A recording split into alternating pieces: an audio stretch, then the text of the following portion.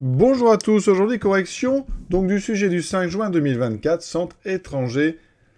On commence par l'exercice numéro 1 sur les probabilités. La première remarque qu'on peut faire quand on regarde le sujet en entier ici, eh bien c'est qu'il n'y a pas de variable aléatoire et donc pas de loi binomiale. C'est un petit peu original, hein.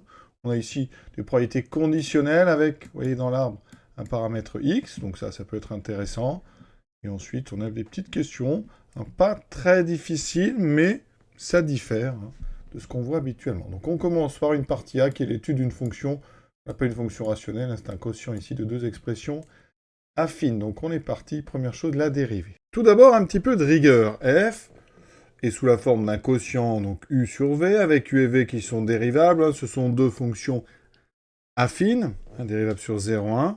Le dénominateur, donc, eh bien, il ne s'annule jamais. Un v de x est différent de 0, quel que soit x appartenant à 0, 1. Hein. Bon, ça, c'est pas la peine de justifier parce que la fonction f, eh bien, elle est définie. D'accord? Donc, c'est-à-dire qu'on considère que le quotient est non nul. Et donc, f est bien dérivable sur 0, 1. On va utiliser la dérivée d'un quotient, u sur v, u' v moins v' u sur v carré, u de x, v de x, vous dérivez. Alors, c'est affine, hein, donc c'est très simple. Ça fait 0,96, ici 0,93. On a donc f' hein, qui vaut pour tout x entre 0 et 1, u'v, donc 0,96 fois 0,93x plus 0,03, moins donc v'u 0,93 fois 0,96x sur, donc ici, v carré. En haut, si vous remarquez, en développant, il y a deux termes qui vont s'annuler. On ne touche pas au dénominateur. Donc en haut, vous allez avoir 0,96 fois 0,93x plus 0,96 fois 0,03 moins, ici vous avez un produit, je peux même mettre 0,96 en premier, de façon à faire bien apparaître ici deux termes qui s'annulent. Ensuite, je calcule le produit 0,96 fois 0,03 qui donne 0,288. Et donc on obtient effectivement 0,0288 sur le carré. Donc 0,93x plus 0,03 au carré. C'est ce qu'il fallait démontrer, donc c'est parfait. Maintenant, la question de déterminer le sens de relation de la fonction f sur l'intervalle 0,1. Pour ça, il faut étudier le signe de f'. Or, donc sur 0,1, on a dit que le dénominateur 0,93 plus 0,03 est différent de 0. Donc, quand on met au carré, c'est important, hein, au carré, c'est un nombre non nul, donc le carré est strictement positif. Ensuite, le numérateur, 0,0288 est lui aussi strictement positif. Ça veut dire que par quotient, hein, donc sur 0,1, eh bien f' de x est toujours strictement positif. Et donc, f est strictement croissante sur l'intervalle. Effectivement, quand la dérivée est strictement positive sur un intervalle, eh bien la fonction y est strictement croissante. Donc, on vous demandait le sens de variation. Souvent, je rappelle, quand on demande le sens de variation, c'est qu'il est unique. Il n'y a pas de variation. Là, vous avez juste strictement croissante. Vous pouvez aussi faire, donc, dresser le tableau de variation. Ça pourrait être utile. On a ceci. D'accord? On peut calculer, si on veut, mais rapidement f de 0. Ça fait 0. F de 1. Ça fait 0,96 sur 0,93 plus 0,03, donc ça fait 1. On a ceci. Voilà pour la partie A. Partie B. La lutte contre le dopage passe notamment par la réalisation de contrôles antidopage. Donc, lors d'une compétition rassemblant 1000 sportifs, l'équipe médicale teste tous les concurrents. Et vous avez ici un nombre réel x qui désigne la proportion de sportifs dopés. Parmi, donc ici, ces 1000, il y a donc une proportion x de dopés. La probabilité qu'un sportif soit déclaré positif sachant qu'il est dopé est égale à 0,96. Donc là, on vous donne deux phrases qui sont des phrases. Ici, il y a sachant que, donc c'est une probabilité conditionnelle qu'on vous donne. Et la deuxième, c'est pareil, il y a un sachant que, c'est donc une deuxième probabilité conditionnelle. Comme d'habitude, on vous nomme donc des événements. D, c'est donc le sportif est dopé, donc c'est très clair. T, c'est le test, donc est positif. Ça veut dire qu'ici, on a un arbre, vous voyez, D, D bar, T, T bar.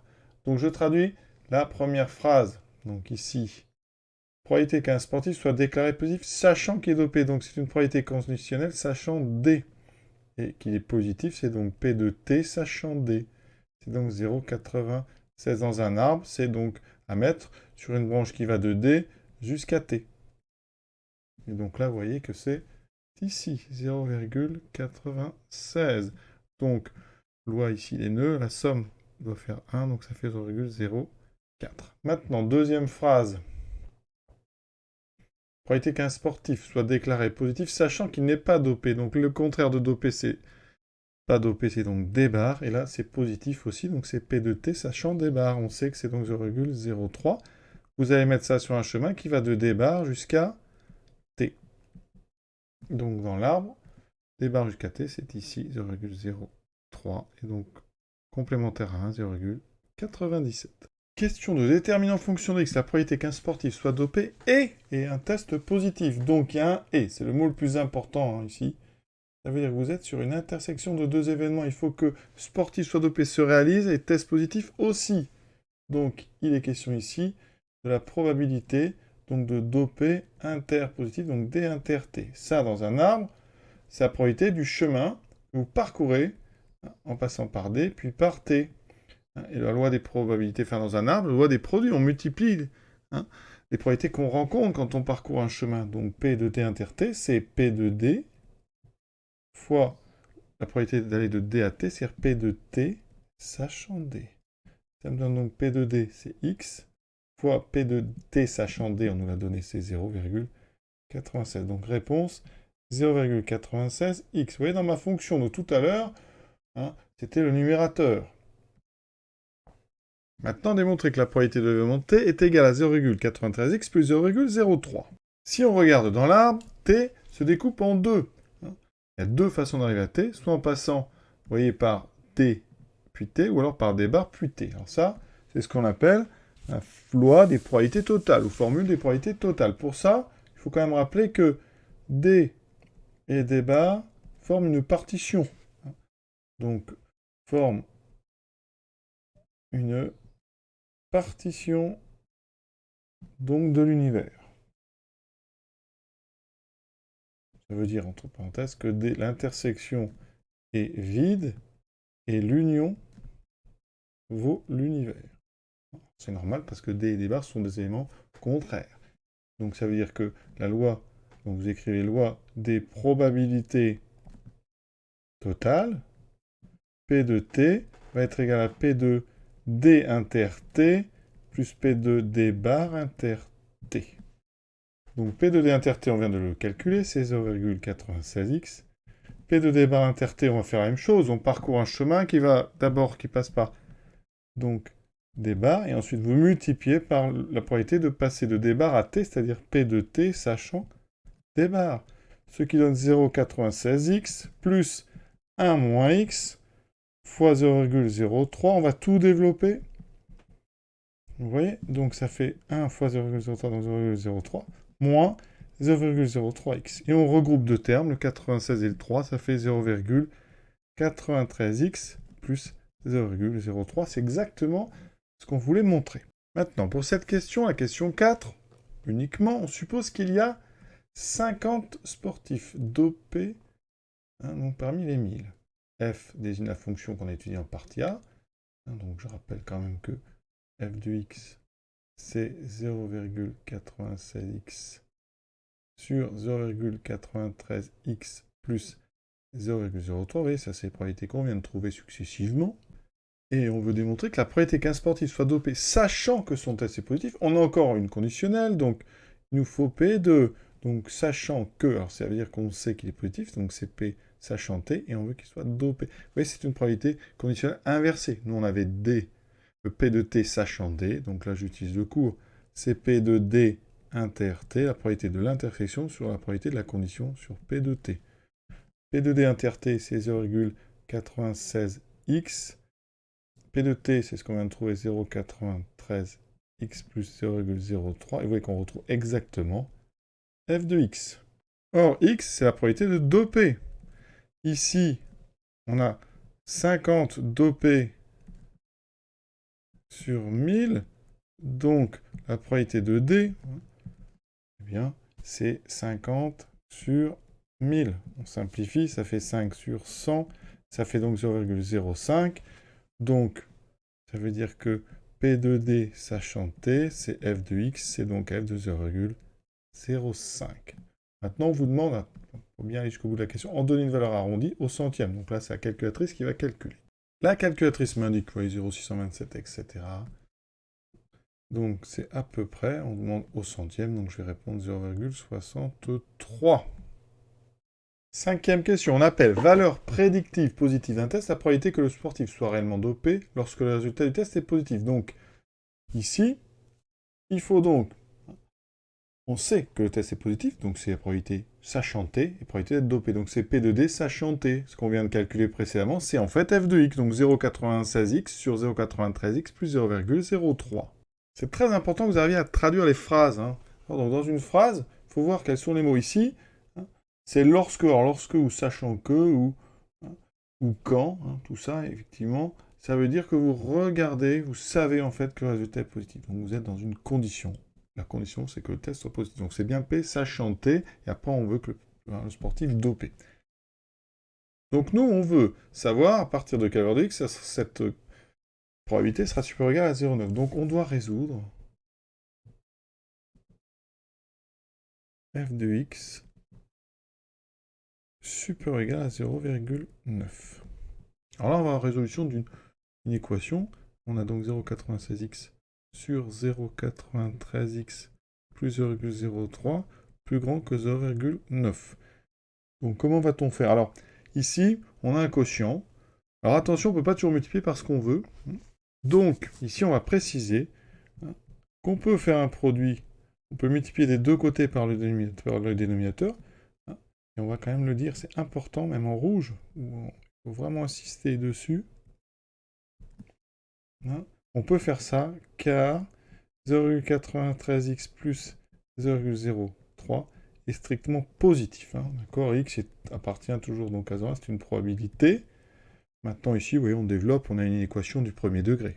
On développe 0,96x plus grand que 0,9 fois 0,93, ça fait 0, donc 9 fois 9, 83 fois 27, 0,837 x plus 0,9 fois 0,03, donc ça fait 0,03 fois 9, 27, donc 0,27. Ensuite, on enlève 0,837x des deux côtés. Ça veut dire que vous devez faire 960 moins 837, ce qui fait du 0,123x plus grand que 0,027. Là, on divise par nombre positif strictement. X est plus grand que 0,027 sur 0,123. On multiplie donc par 1000. X plus grand que 27 sur 123. Alors, les deux sont divisés par 3, oui. On divise donc par 3. 9 et 123 par 3, ça va faire 41. Voilà, on a résolu. Donc, f de x est plus grand que 0,9.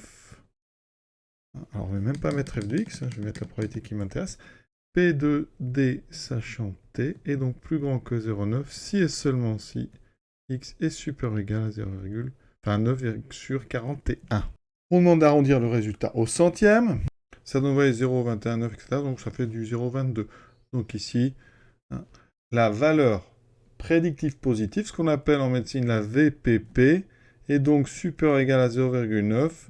Hein, ça équivaut à x, donc supérieur ou égal à 0,22. Et on a terminé cette question. Alors il y en a peut-être qui auront fait la calculatrice, hein, parce qu'il n'y a pas marqué résoudre, il y a marqué déterminer, donc f, on a vu, était strictement croissant, f de 0 vaut 0, f de 1 vaut 1, vous pouvez vérifier assez facilement, et vous allez chercher à la calculatrice f de x égale 0,9, hein, donc à la machine, vous allez trouver x à peu près, donc 0,22, d'accord? On a donc ici, donc à peu près 0,22, et ici, c'est là que vous atteignez 0,9. Donc ça veut dire que la fonction f étant strictement croissante, ça veut dire que f de x sera supérieur ou égal à 0,9 pour x supérieur ou égal à 0,22. Et regardez à la calculatrice, ça donne ceci, donc rentre la fonction, trace la courbe. Alors moi je vais résoudre, donc f de x égale 0,9, donc j'ai solve, je vais chercher une valeur, donc je connais ici y, donc je vais aller sur f6, hein, c'est une Casio, Donc je connais y, je veux calculer donc x. Voilà, et j'indique 0,9, voilà, je suis prêt sur 0,1, et ça me donne 0,219, vous voyez ici. Je retrouve le 0,22 qu'on a trouvé en résolvant notre inéquation. Alors la question qu'on peut se poser quand on a un f, c'est est-ce que cette méthode est acceptable? Alors, je pense que oui, parce que la question c'est déterminer. Donc, vous avez fait un raisonnement, puisqu'il utilise le sens de variation qu'on a démontré au début du texte, donc en faisant ça proprement, on peut considérer que vous avez quand même déterminé. Vous avez utilisé une calculatrice, effectivement, pour tous les 0,22. De toute façon, à défaut, faites au moins ça. Si vous savez faire, effectivement, la résolution, je vous conseille de faire la résolution, parce qu'elle est exacte. Le 9 sur 41, c'est la valeur exacte. Mais si vous êtes un petit peu gêné par les inéquations, eh bien n'hésitez pas vraiment à donner des arguments qui utilisent justement les variations des fonctions. Dernière question, la 5b. Un responsable de la compétition décide de ne plus tester l'ensemble des sportifs, mais de cibler les sportifs les plus performants, supposés être plus fréquemment dopés. Donc on considère que les plus performants sont plus fréquemment dopés. Quelle est la conséquence de cette décision sur la valeur prédictive positive du test ? Et on vous demande d'argumenter en utilisant un résultat, la partie. Alors la partie A, qu'est-ce qu'on a fait? On a juste fait le sens de variation de f. Donc ici, il est question de la probabilité de D sachant T, qui est f de x, et f de x est strictement croissant sur 0,1. Si on teste les 1000 sportifs, la VPP, donc la valeur prédictive positive, elle vaut f de x, avec x, la proportion de dopés parmi les 1000, d'accord? Si on cible les plus performants, la proportion x' de dopés va augmenter. Donc x' est supérieur strictement à x. Or, on sait que la VPP, c'est égal à f de x. D'accord? C'est l'image de la proportion de dopés par la fonction f. Donc, c'est-à-dire que comme f... Alors là, on a des probabilités, donc elles sont plus grandes que 0 et plus petites que 1. Donc comme f est strictement croissante sur 0,1, ça veut dire que f de x' est strictement plus grand que f de x. Une fonction strictement croissante conserve strictement l'ordre. Et la conséquence, c'est que si la valeur prédictive positive, elle augmente, d'accord? Plus vous ciblez des populations où la proportion de payante, plus la VPP augmente. Voilà, l'exercice est terminé.